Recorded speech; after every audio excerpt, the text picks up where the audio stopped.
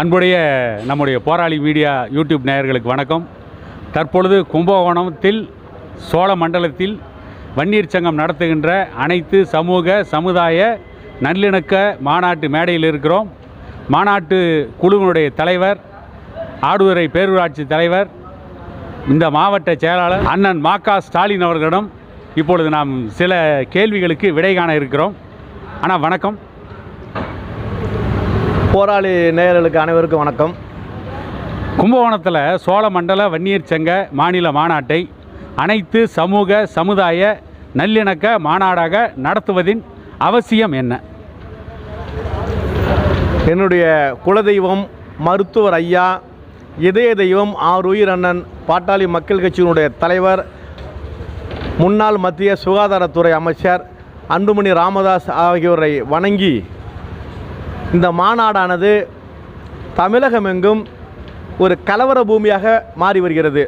உதாரணமாக ராணிப்பேட்டையில் ரோட்டில், அதாவது சாலையில் சென்று இருக்கின்ற இளைஞர்களை பிடித்து பெட்ரோலை ஊற்றி கொளுத்தி சாவடிக்கின்ற ஒரு அவல நிலை ஏற்பட்டுள்ளது.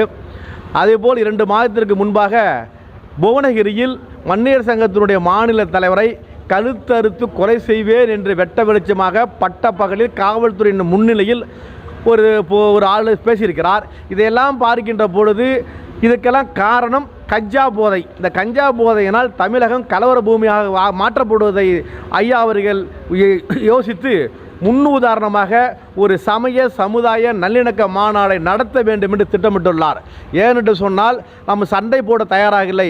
நாமெல்லாம் சண்டை போட்டு வழக்கு வாங்கி சிறைக்கு சென்று லட்சக்கணக்கான இளைஞர்களுடைய வாழ்க்கை கேள்விக்குறியாக மனசு வைத்து கொண்டு ஒரு தாய் மக்களாக ஒன்றுபட்டு வாழ்வோம், இணைந்து வாழ்வோம், ஒற்றுமையாக வாழ வேண்டும் என்பது நோக்கத்திற்காக நம்முடைய குலதெய்வம் மருத்துவர் ஐயா அவர்களும் மருத்துவர் சின்னையா அவர்களும் சிந்தித்து பார்த்து ஒரு நல்வழியை ஏற்படுத்த வேண்டும், தமிழ்நாட்டிற்கு முன்னுதாரணமாக பாட்டாளி மக்கள் கட்சியும் வன்னியர் சங்கமும் நடந்து கொள்ள வேண்டும் என்பதற்காகத்தான் இந்த சமய சமுதாய நல்லிணக்க மாநாடு கும்பகோணத்தில் வன்னியர் சங்கம் நடத்தும் சோழ மண்டல சமய சமுதாய நல்லிணக்க மாநாடு வருகின்ற ஞாயிற்றுக்கிழமை பிப்ரவரி 23 நடைபெற உள்ளது.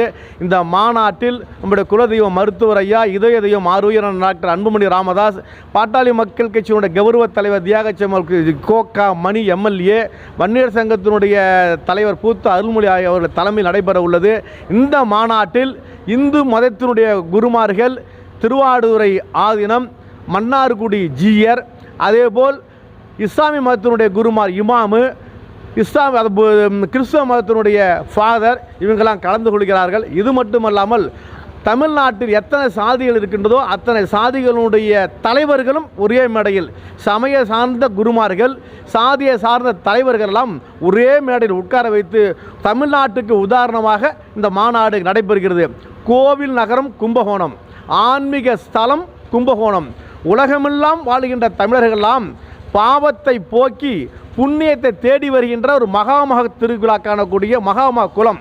இந்த மகாமக குளத்தில் பாவத்தை போக்குறதுக்கு தண்ணியை குளித்து விட்டு சென்றால் பாவம் நீங்கும், புண்ணியம் வரும் என்ற ஒரு ஐதீகம் உள்ளது. அதன் அடிப்படையில் இதுவரை எப்படி நடந்திருந்தாலும் பரவாயில்லை, 2025ஆம் ஆண்டிலிருந்து ஒரு ஒற்றுமையாக நல்லிணக்கத்தோடு அனைவரும் வாழ வேண்டும் என்பதற்காக தான் இந்த மாநாடு சீரும் சிறப்போடு மிக வெற்றி காணக்கூடிய மாநாடாக உள்ளது. இது மண்டல மாநாடாக இருந்தாலும் தமிழ்நாடு முழு வருகின்றார்கள். கிட்டத்தட்ட 10 லட்சத்திற்கும் மேற்பட்ட இளைஞர்கள், மாணவர்கள், மாணவிகள், இளம்பெண்கள்லாம் கலந்து கொள்கின்றார்கள். இந்த மாநாட்டில் அனைத்து சாதியினரும் கலந்து கொள்கின்றார்கள். இது மாநில மாநாடு கிடையாது, மண்டல மாநாடு தான். இருந்தாலும் 10 லட்சம் பேர் அதிகமாக பங்கேற்கக்கூடிய நிலை உள்ளது. வெற்றி மாநாடாக அமையும். இது 2025 ஆண்டு முன்னோட்ட ஒரு மாநாடு. இதே போல மண்டல மாநாடு மருத்துவர் ஐயா அவர்களும் மருத்துவர் சின்னையா அவர்களும் தமிழகம் முழுவதும் 1998ஆம் ஆண்டு நடத்தப்பட்ட மாநாட்டை திரும்பவும் 2025ஆம் ஆண்டு துவங்க இருக்கின்றார்கள். முன்னுதாரணமாக, அடித்தளமாக, முன்னோட்டமாக இந்த கும்பகோணம் மாநாடு அமைய உள்ளது என்பதை தெரிந்து கொள்கிறோம். கடந்த 20ஆம் தேதி நேற்று சென்னையில் அனைத்து சமூக தலைவர்களை திரட்டி, அமைப்புகளை திரட்டி, ஜாதிவாரி கணக்கெடுப்புக்காக பாட்டாளி மக்கள் கட்சி தலைவர் அன்புமணி ராமதாஸ் அவர்கள் ஒரு மிகப்பெரிய ஆர்ப்பாட்டத்தை நடத்தியிருக்கிறார். 2 நாட்கள் இடைவெளியில் ஒரு சோழ மண்டல மாநாட்டை கும்பகோணத்தில் நடத்துகிறீர்கள். ஒரு 3 மாதங்களுக்கு முன்பு தான் திருவண்ணாமலையில் உழவர் பேரியக்க மாநாடு. 50 ஆண்டுகள் 60 ஆண்டுகள் தமிழ்நாட்டை ஆண்டவர்களால் கூட நடத்த முடியாத அளவிற்கு ஒரு மிகப்பெரிய மாநாட்டை எப்படி பாட்டாளி மக்கள் கட்சி மட்டும் நடத்த முடிகிறது? அதாவதுங்க, ஒன்றே குலம் ஒருவனே தேவன் என்பது போல மருத்துவர் ஐயா அவர்களுடைய ஒற்றை வார்த்தை, ஒற்றை சொல்லிற்காக தமிழக மக்கள் ஏங்கி கொண்டிருக்கின்றார்கள்.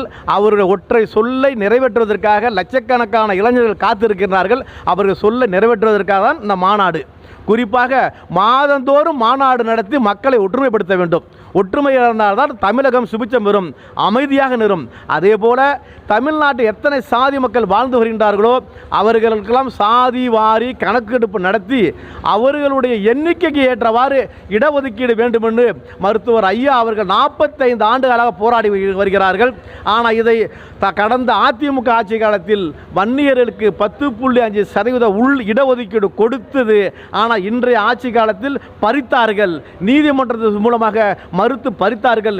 இருந்தாலும் உச்ச நீதிமன்றமானது உரிய தரவுகள் அடிப்படையில் இடஒதுக்கீடு வழங்க வேண்டும் என்று தீர்ப்பளித்து ஓராண்டுகளுக்கு மேலாகியும் இந்த தமிழக அரசாங்கம் செய்யவில்லை. உடனடியாக எங்களுடைய குலதெய்வம் மருத்துவர் ஐயா இதய தெய்வம் ஆரூரான் அன்புமணி ராமதாஸ் அவர்களுடைய கோரிக்கை ஏற்று உடனடியாக தமிழக முதல்வர் சாதிவாரி கணக்கெடுப்பை நடத்தி இந்த இடஒதுக்கீடை வழங்க வேண்டும். அப்படி இல்லையேல் இந்த மாநாடானது இடஒதுக்கீட்டுக்கு போருக்கு அடித்தளமாகவும் அமையும். அந்த மாநாட்டில் எங்களுடைய குலதெய்வம் மருத்துவர் ஐயா அவர்கள் என்னென்ன போராட்டம் என்பதை அறிவிப்பார்கள் என்பது தெரிந்து கொள்கிறோம்.